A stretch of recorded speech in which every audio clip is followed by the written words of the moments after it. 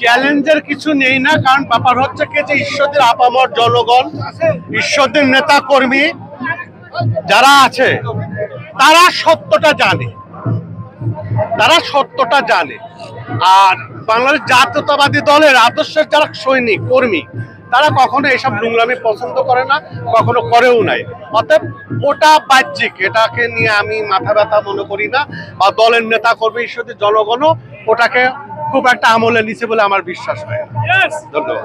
বিষয়টা হচ্ছে জনপ্রিয়তা বড় কথা না। আমি মনে করি আমি একটা কর্মী বিএনপির, সেই কর্মী হিসাবে বাংলাদেশ জাতীয়তাবাদী দলের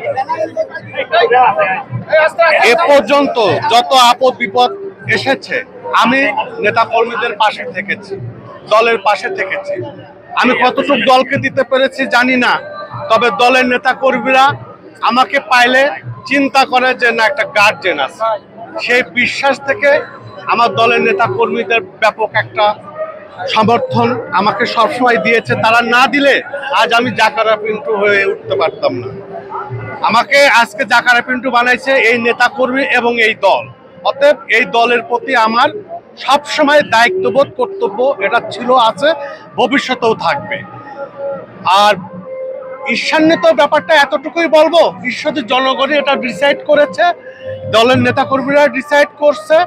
আগামী দিনেও তারাই কোনটা ভালো কোনটা মন্দ তারা ডিসাইড করবে, এবং দলের হাইকমান্ড আমার বিশ্বাস সেটা গণনায় নিয়েছে এবং সিদ্ধান্ত তারাই নেবে, এটা আমি বিশ্বাস করি।